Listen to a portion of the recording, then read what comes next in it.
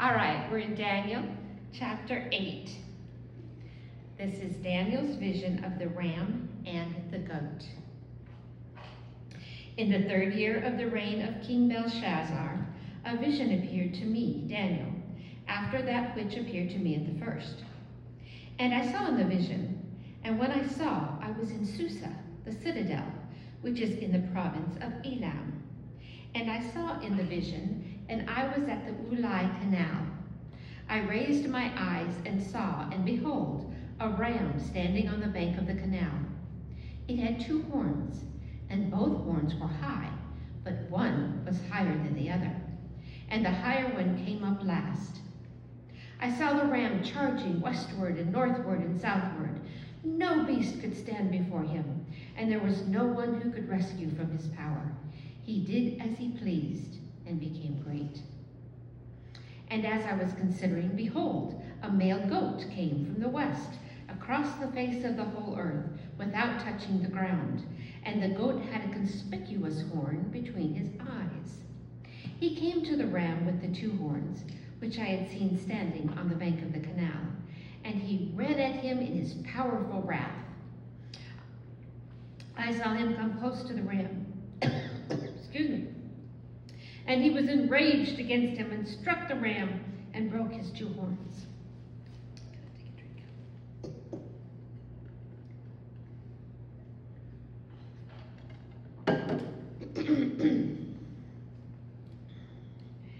And the ram had no power to stand before him, but he cast him down to the ground and trampled on him. And there was no one who could rescue the ram from his power. Then the goat became exceedingly great, but when he was strong, the great horn was broken. Instead of it, there came up 4 conspicuous horns toward the 4 winds of heaven. Out of one of them came a little horn, which grew exceedingly great toward the south, toward the east, and toward the glorious land. It grew great, even to the host of heaven. And some of the host and some of the stars it threw down to the ground and trampled on them. It became great, even as great as the prince of the host, and the regular burnt offering was taken away from him, and the place of his sanctuary was overthrown. And a host will be given over to it together with the regular burnt offering because of transgression. And it will throw truth to the ground, and it will act and prosper. Then I heard a holy one speaking, and another holy one said to the one who spoke, "For how long is the vision concerning the regular burnt offering, the transgression that makes desolate, and the giving over of the sanctuary and host to be trampled underfoot?" And he said to me, "For 2,300 evenings and mornings. Then the sanctuary shall be restored to its rightful state." When I, Daniel, had seen the vision, I sought to understand it. And behold, there stood before me one having the appearance of a man. And I heard a man's voice between the banks of the Ulai, and it called, "Gabriel, make this man understand the vision." So he came near where I stood, and when he came, I was frightened and fell on my face. But he said to me, "Understand, O Son of Man, that the vision is for the time of the end." And when he had spoken to me, I fell into a deep sleep with my face to the ground. But he touched me and made me stand up. He said, "Behold, I will make known to you what shall be at the latter end of the indignation, for it refers to the appointed time of the end.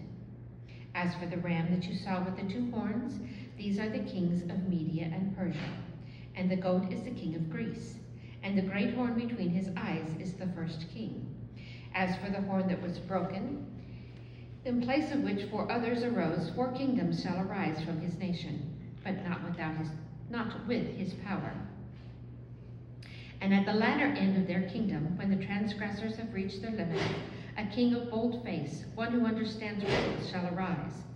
His power shall be great, but not by his own power, and he shall cause fearful destruction, and shall succeed in what he does, and destroy mighty men and the people who are the saints. By his cunning he shall make deceit prosper under his hand, and in his own mind he shall become great. Without warning he shall destroy many. And he shall even rise up against the Prince of Princes, and he shall be broken, but by no human hand. The vision of the evenings and the mornings that has been told is true. But seal up the vision, for it refers to many days from now. And I, Daniel, was overcome and lay sick for some days. Then I rose and went about the king's business, but I was appalled by the vision and did not understand it. All right, let's see if we can tear this vision apart. See what it's talking about. Remember when we started Daniel, I said that part of Daniel was in Hebrew and part of it was in Aramaic? Well, now the rest of Daniel from this point on is in Hebrew again, because this is for the benefit of the Jews to know what's going to take place in the future for them. Now, last week we saw that Daniel had a vision of 4 beasts. These were the 4 beasts that represented 4 kingdoms. Everybody should have this handout. The 4 beasts that represent 4 kingdoms. Remember, the first was like a lion with wings, and this represented Babylon. The second looked to him kind of like a bear, and the one shoulder was higher than the other one, and it had 3 ribs in its mouth, and it represented the Medes and the Persians. Then the third one was like a leopard with 4 heads and 4 wings, and it represented the Greek Empire. And then there was one that really, there was no other animal that he could, that it was like at all. It was just ferocious and strong. And so this is kind of a composite of many beasts. And it represented the Roman Empire. So verse 1, it says that in the 3rd year of the reign of King Belshazzar, a vision appeared to me.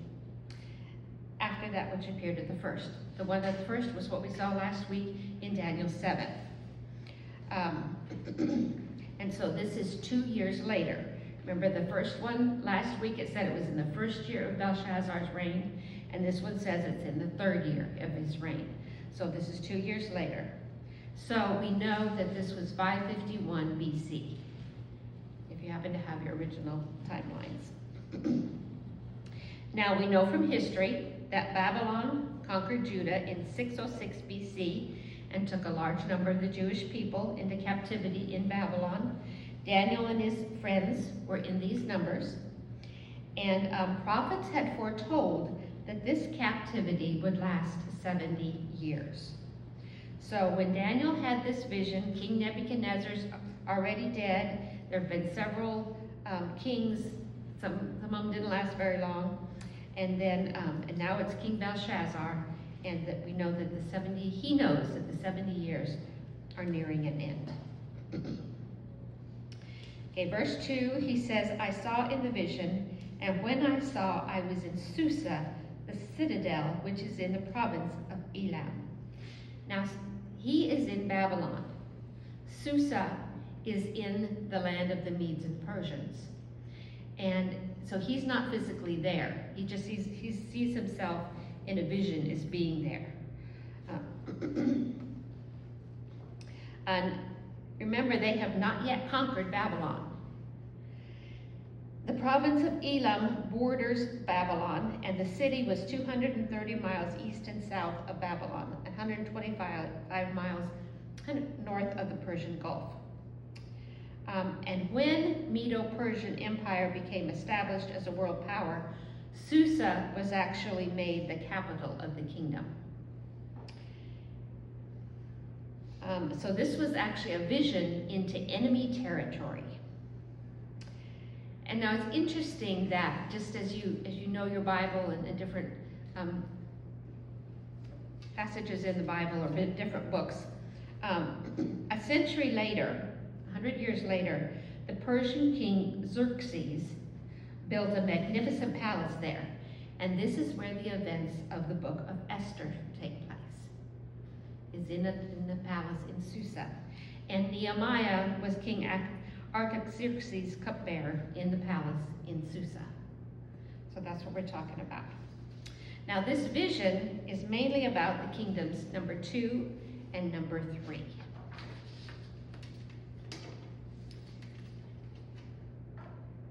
Verse 3.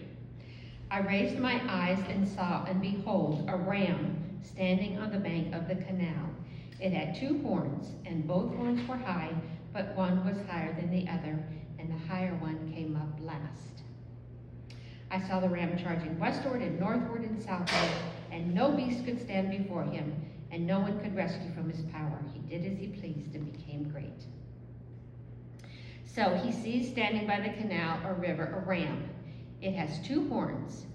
The 2 horns were high, but one was higher than the other, and came up last. Now remember, here we had the shoulders, and one of them was higher than the other. Here we have a horn, and one is higher than the other, and it's representing the Medo-Persian Empire.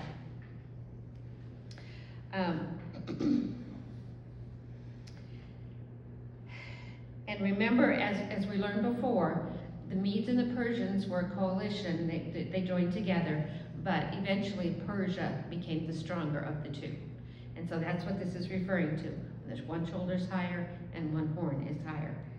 The Persia became stronger. Now, just some interesting facts.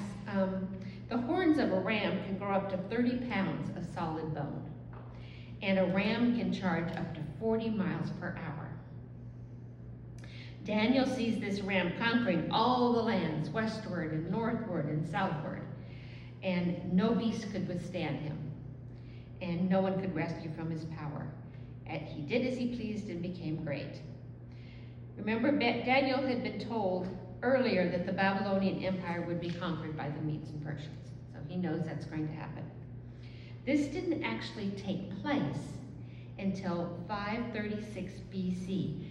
That's still 15 years in the future from when Daniel had this vision. So God is showing him the future and what's going to happen. They conquered all the lands around them and became the largest world empire ever up until that time. Also, interesting fact, the symbol of coins of the Persian Empire was a ram. It was a ram on their coins. All right, but this vision is mostly concentrating on the 3rd kingdom. Verse 5. As I was considering, behold, a male goat came from the west, across the face of the whole earth without touching the ground, and the goat had a conspicuous horn between his eyes. So after Daniel sees the ram conquering everything around it, he sees a male goat, and it comes from the west. What direction is Greece from Medo-Persian Empire? Good. It's west, that's right. Good guess. Also, interestingly, a symbol on the Greek coins was a goat. There was a goat on the Greek coins. This horn was Alexander the Great. Remember, we've talked before, he conquered the world in only 6 years, and then wept because there were no more worlds left to conquer. When it says without touching the ground, it means no one opposed him. He just swept over the land and conquered everything in sight. Also, how many of you, I'm sure everyone's seen a goat. How many horns does a goat have? 2. Where are they situated? Kind of right above their eyes, right? A normal goat has 2 horns right above the eyes. This one has 1 horn and it's right between the 2 eyes. It's a unicorn. What? It's a unicorn. Unicorn. Right. Often eyes symbolically represent intelligence. So 1 horn located between the eyes seems to represent great intelligence. Alexander the Great possessed really unique intelligence. He was only 22 years old when he attacked the Medo-Persian Empire. He amazed the whole world with his military genius. And the armies that he faced were much larger than his own, and they had greater resources, but he had just unique military tactics, and through them he crushed the mighty Medo-Persian Empire in less than 3 years. All right, verse 6. He came to the ram with the 2 horns which I had seen on the bank of the canal, and he ran at him in his powerful wrath.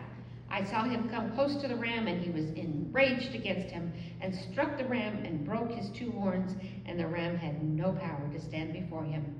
But he cast him down to the ground and trampled on him, and there was no one who could rescue the ram from his power. Greece was just this little island at this time. And they came into power 205 years after Daniel's death. We know what all it is because of history, but at this time, they were nothing. So this would have been amazing to him as well. Now this is an interesting tidbit that I found. I've talked about Josephus before. I don't know, I have the book of Josephus. He was a Jewish historian that wrote the history of the Jews. And he said that when Alexander the Great was on the warpath and he was headed straight for Jerusalem, a man named Jaddua grabbed the scroll that had this passage in it, and he brought it to Alexander. He read it to Alexander, and Alexander recognized that the prophecy was about himself. He was so stunned that he decided to spare the city of Jerusalem. This is a prophecy that had been written 200 years, more than 200 years before, and it was about him.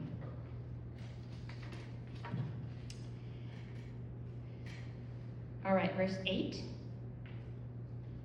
Then the goat became exceedingly great, but when he was strong, the great horn was broken, and instead of it there came up 4 conspicuous horns toward the 4 winds of heaven.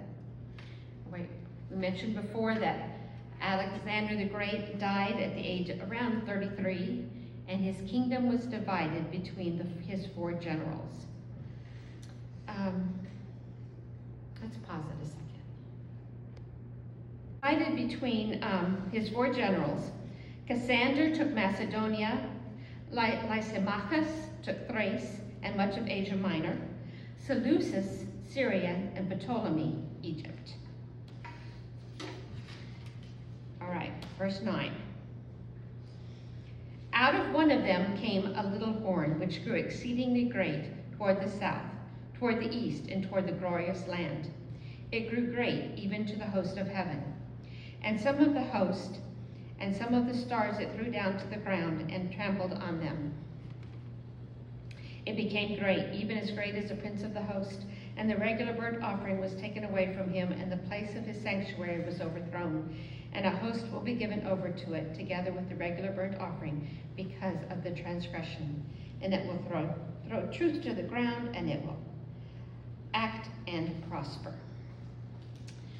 We are now introduced to the little horn, and this little horn is going to greatly affect the Jewish people. And we're going to actually learn a lot more about him in chapter 11, but we're introduced to him here. He was a man by the name of Antiochus Epiphanes. He was the 8th ruler of the Seleucid division of the Greek Empire. So remember we said the Seleucid took Syria, so the area of Syria. And Syria is still a nation today, so we kind of know that it is north of Israel. So he was the 8th ruler of the Seleucid division of the Greek Empire, and he came to the throne in 175 BC. He was not a rightful heir. He resorted to bribery and flattery to become king. Once he became king, he then attacked Egypt to the south, which was another one of the generals, of the 4 generals, but they fought among each other. And so he attacked Egypt to the south over the possession of Israel, and Armenia and another country to the east. It says in the glorious land, he tried to enforce new religious policies. The glorious land is Israel. It's important to know, especially when you're studying Daniel, that often Old Testament prophecies are fulfilled in history, but they also have a future fulfillment. Antiochus Epiphanes foreshadows the Antichrist, and we're going to see many, many parallels between him and the Antichrist, especially when we get into the coming chapters. So just remember this name and what he did. But I'll tell you a little bit about him. Tell us his name again. Antiochus Epiphanes. I'll spell it. It's Antiochus. Antiochus Epiphanes. Epiphanes. That's Antiochus, Antiochus Epiphanes. Epiphanes. Now in verse 10, it's talking about the host of heaven. These are God's people, the Jews. They were horribly, horribly persecuted by Antiochus. And the prince in verse 11 is God. He exalted himself above God. He was one of the cruelest rulers of all time. His cruelty bordered on madness. His goal was to unify his empire by spreading Greek civilization and culture. And so, of course, that brought him into direct conflict with the Jews, because if the Jews followed their ways and God's laws, then they weren't following the Greek laws. He issued regulations which said that they could not observe they could not observe the Sabbath day, they could not practice circumcision, they could not keep their food laws. He stole all the gold and implements from the temple, and then he made them stop all their daily sacrifices in the temple and desecrated the altar by sacrificing a pig on it. Then he erected an altar of the Greek god Zeus over the altar of burnt offering. This came to be known as the abomination of desolation. Remember this term, as we will talk about it later. The abomination of desolation. We'll see that in Revelation as well. He persecuted and killed thousands of pious Jews. They were forced to participate in heathen festivities, and they were just forbidden to follow any of God's laws. If he even caught them in possession of a book of the law, then they were put to death. And if he found they were, like I said, they were prohibited to circumcise their babies. If they found a male baby that had been circumcised, then it was publicly hung. And this is the kind of guy he was. He was really, really awful. And like I said, we're going to hear more about him later. You're actually saying these times are worse than our times. We think it's bad now. Right. Yeah. That's true. Every generation thinks they've got it the worst, and they had nothing, Oh, yeah. nothing compared to. Oh, yeah. He was one of the cruelest. He ruled 11 years. Adolf Hitler ruled 12 years and killed 6 million Jews. It's true. That's true. Gashed And you them know, and burned them alive. I believe that there have been times in history when different men, such as Hitler, and this one, Hitler, had the spirit of Antichrist. They did many of the things that the Antichrist is going to do, but it wasn't time yet. And God says no. It's like their heart was hardened. Yeah, You don't yeah. read about different And places like Pharaoh, his heart was hardened. And that's kind of how it reminds you of some of these leaders. yeah, I think Satan actually went into them with the spirit of Antichrist and tried to eliminate the Jews, but God stopped it and he says, no, this isn't the time of the end yet. I've still got a lot more things to do here on this earth. And so I believe through history, you can see that there's been things that seem to have that spirit of the Antichrist. Oh, it's Yes. sort of a quick object lesson. My wandering Jew is at the front of my house. Yes, Everything else is completely wasted, and that Jew looks wonderful. I said, that's just an object lesson that God's going to take care of the Jewish people. And very good, very good. So, Yeah, during,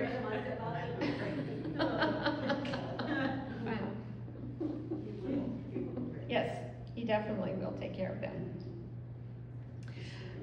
Okay, verse 13. Then I heard a holy one speaking. What do you think a holy one would refer to? Priest or An angel. I believe in an angel. Because this isn't a vision. And so he hears a holy one. He hears an angel speaking. And another holy one said to the one who spoke, "For how long is the vision concerning the regular burnt offering?" Now you might wonder reading that, don't the angels know everything that's happening? I don't believe so, no. The angels are just God's messengers. They help to accomplish God's purposes, but they don't know. They are not omniscient. They are not, they don't know everything like God does, all right? They're created beings as well. And so they're talking to each other. And how long is this going to go on? Because I believe they think it was a horrible thing as well. And so one says to the other, how long is this going to go on?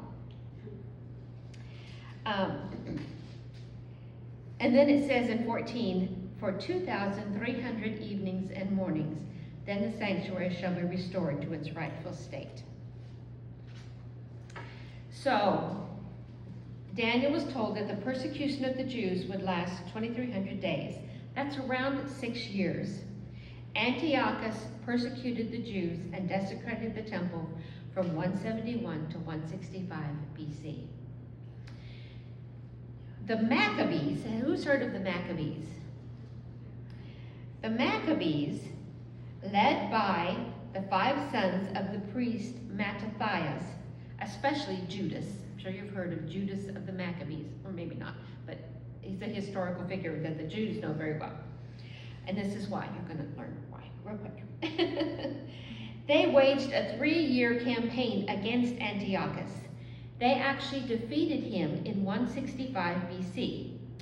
Judas Maccabee cleansed the temple of the idols placed there and built a new altar which he dedicated on December 25, 165 BC. The golden menorah, of course, had been stolen. It was gone, but they made one of cheaper material. But only a special pure oil could be used to light the menorah in the temple. And it took time to prepare this oil. Well, they found only a small jar of pure olive oil that had the seal of the high priest on it. But it was only enough to light the menorah for 1 day. It miraculously burned for 8 days straight. This miracle is celebrated today, and it's called the Festival of Hanukkah. That's where the Festival of Hanukkah comes from. It's also sometimes called the Festival of Lights, and that's why. They still remember the miracle of the oil lasting for 8 days. And that's why it's also, seems like it's at the same time as Christmas, because it was the same time period, same time of year. So that's where Hanukkah comes from.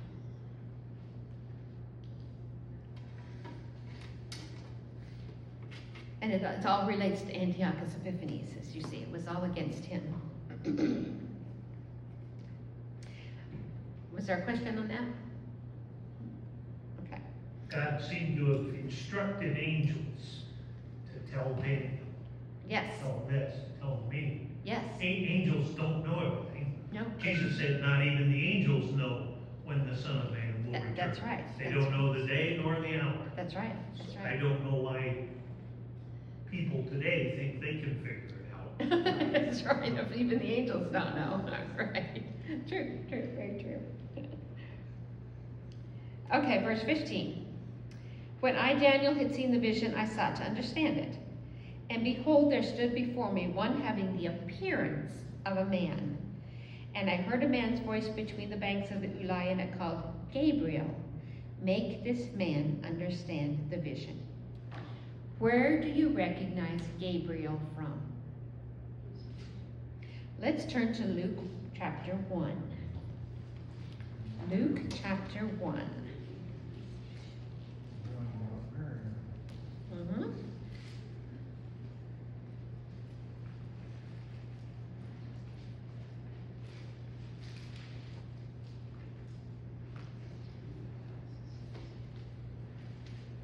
Luke 1:1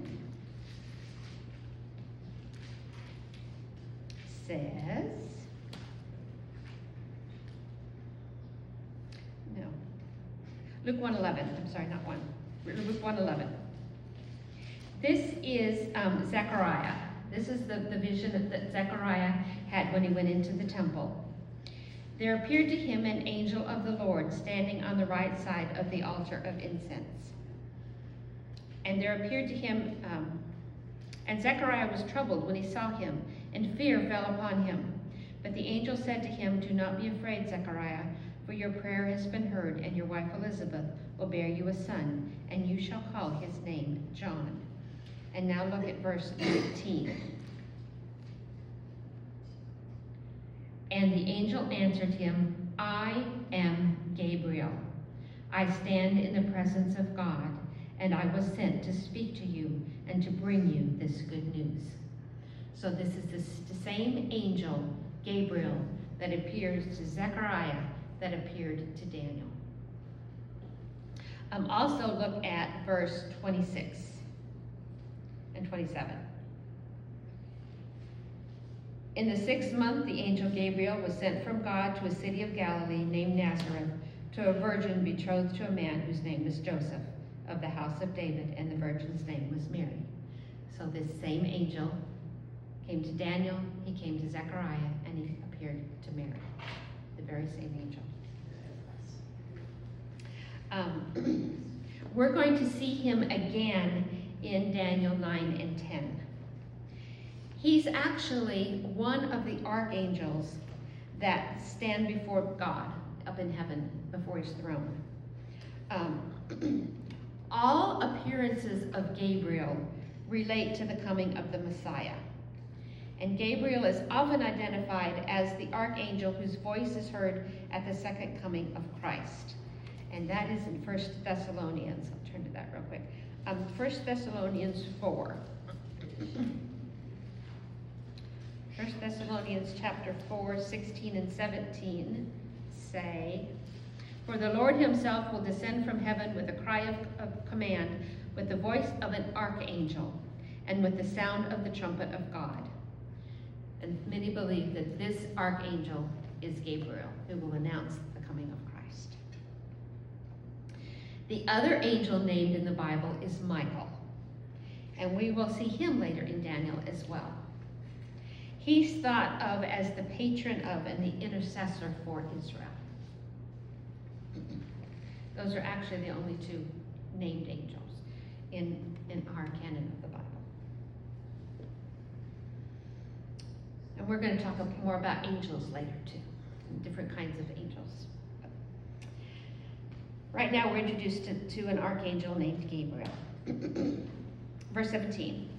"So he came near where I stood, and when he came, I was frightened and fell on my face."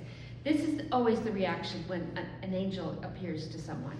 All throughout the Bible, it's fear, it's falling prostrate before them. It's just, they may have the appearance of a man, but I think that they're, large and much greater. There's something that causes great fear. They're different than a man. They're recognized as something from God, someone from God. They probably glow and have. Yeah, I can imagine them glowing. Yes, I can. Mm-hmm. But yet there are other times where they appeared as men. Yes, Like Abraham. that's right. And, and so. Yeah, when they went into Sodom, the Yes. people didn't know that they weren't just men. So they can take on different appearances according to what God's purpose is for them at the time. Yes. And I believe that people still see angels today. I Billy do. Graham wrote a great book, Entertaining Angels Unaware. Yes, yes. I do believe that we see angels today. And depending on what kind of reading you like, Frank Peretti, have you ever? Yes, read oh his? yes, for sure. Yes, that's amazing. It really is really an is. interesting Mhm. read of how, darkness and angels, demons and angels kind of Yes. into the world. Absolutely. Yeah. And I like in his books how when the people come together and pray, then the angels in heaven can go to war and start working as a result of the prayers of the people. Yeah, that's really exciting. We have time. I'm going to tell my angel story. I have an angel story. We lived in Germany for 8 years. And when we lived in Germany, we did Volksmarching. Volksmarching, the Germans are really into hiking. And these were planned things. Every weekend they would have a Volksmarch. And it would be 10 kilometers or 20 kilometers, which is 6 or 12 miles. And so we would find where there was going to be a Volksmarch, and we would go. We had our little camping van, and we would go all over Germany or even into Switzerland and Austria to go Volksmarching. But as our daughter got older, it was harder. At first, Wayne carried her on his back. And just tell you a bit about the Volksmarches. You would get a card, and then you would stamp it along the way. And then when you got to the end, they would have a Oompa band and the Bratwurst and everything, and you would get either a medal or you would get a mug. And so I've got all these mugs at my house of different that I got from Volksmarching.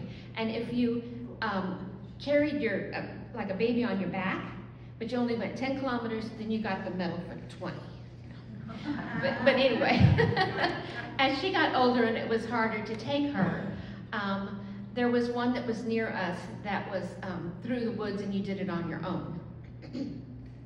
And so one evening after work, we decided we were going to go do a portion of that. And we went in and we had her with the stroller. And it was really difficult going through the woods. I mean, there were just big tree roots to get over and everything on the path. But usually on these Volksmarches, if there was an intersection, it was very well marked. You know, it would be either an arrow on a tree or something that would be well marked. So we had gone quite a while, and it was starting to get a little bit dark, and we were in a hurry to get to the end of it. And we came out of the woods, and there was this big opening. And up there, we saw up this little rise, there was an opening in the trees, and we thought, well, that's where we're supposed to go. And so we went up the hill up there, and we kept going, and then there was an intersection, and there were no markings, and we thought, we're not in the right place. So we came back out of that section of the woods at the top of the hill, and down over here where we had just been, and we came out over here, and over here there was a young man on a bicycle. Now, did I mention the tree roots? There was absolutely no way you could ever ride a bicycle on that path with all those tree roots. But Wayne stayed up there with Jessica, and I walked over down to him, and I started asking him in German. You know, I told him our situation, and he goes, "Oh, I can speak in English." And so then he started speaking to me in English, and told me where the actual path was. It followed on this way. We shouldn't have gone this way. We should have gone over here. And then I went up to tell Wayne, and looked back down there, and he was gone. He was gone. And the whole way, the rest of the way back to our car, it was just like the path was lit up. So I think we saw an angel. That's good. It was getting dark, and we'd have been lost. I mean, it was out where there were no houses or anything. So that's my angel story. That's good.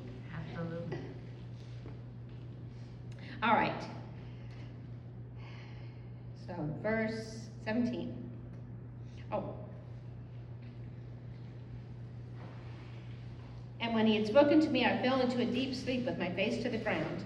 But he touched me and made me stand up. He said, "Behold, I will make known to you what shall be at the latter end." Now, of the indignation, for it refers to the appointed time of the end. When I read this, I'm just reminded that God has a timeline for this world. There is a time of the end. And I believe we are in the end times now. It's near.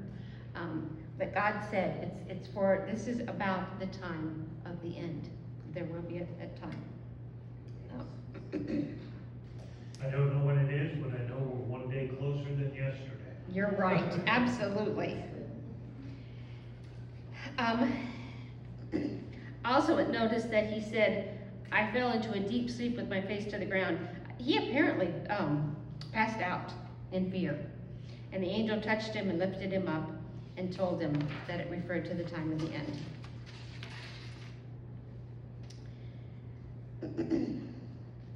He said, behold, as for the ram that you saw with the two horns, these are the kings of Media and Persia, and the goat is the king of Greece, and the great horn between his eyes is the first king. So we already know who that is, that's Alexander the Great. As for the horn that was broken, in place of which 4 others arose, 4 kingdoms shall arise from his nation, but not with his power. So Alexander the Great, nobody could stand before him, but the 4 generals, they just ended up fighting among each other. And so that was how the Greek Empire fell apart. And at the latter end of their kingdom, when the transgressors have reached their limit, a king of bold face, one who understands riddles, shall arise. His power shall be great, but not by his own power. And he shall cause fearful destruction, and shall succeed in what he does, and destroy mighty men and the people who are the saints. By his cunning he shall make deceit prosper under his hand, and in his own mind he shall become great. Without warning he shall destroy many, and he shall even rise up against the prince of princes. And he shall be broken, but by no human hand.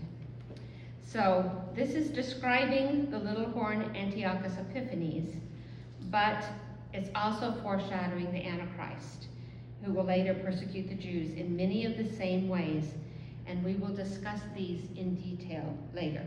But we're going to see great parallels between Antiochus Epiphanes and the Antichrist. We do see some facts about the Antichrist from this passage. In verse 23, it says that he will have,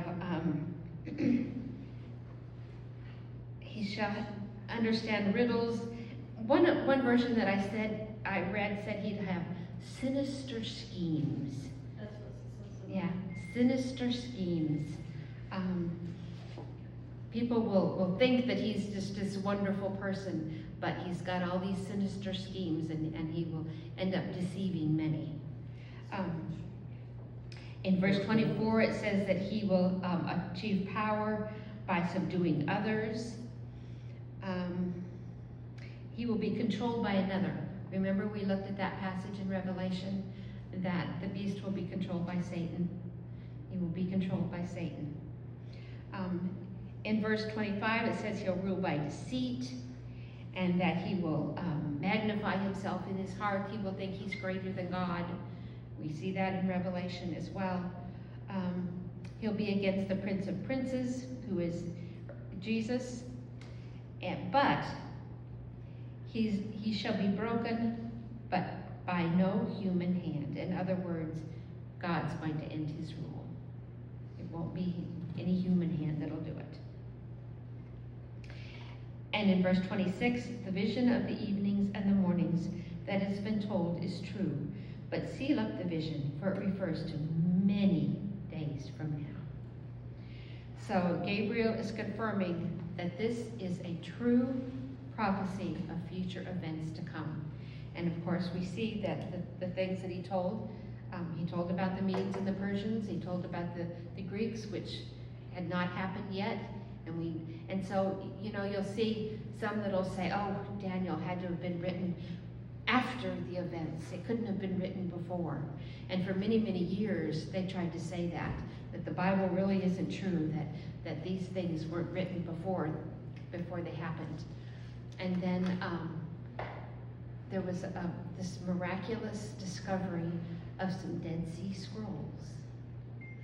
And they found some scrolls that had the book of Daniel in them that had been written way before. And so they confirmed that these were indeed written many, many centuries before. So that's... Those same people will agree that the Bible is written by 40 different people over 1,500 years. Right. Yeah. know that this was a true prophecy to Daniel from Gabriel. And then verse 27 says, I, Daniel, was overcome and lay sick for some days. Then I rose and went about the king's business, but I was appalled by the vision and did not understand it. So he was affected physically by this vision. He fainted and he was sick for days. It looks like he tried to share it with some others, but they couldn't understand that, this is some crazy dream that you've had. So this is Daniel chapter 8. Now, next week is Daniel chapter 9. It is one of the most important books of prophecy in the Bible. So if you can be here next week, it's a very, very important one. It really goes into a lot of detail about the end times and about the tribulation. And even goes into, that's where we get, all of the people get the timeline for the tribulation is from Daniel, because it gives specific dates.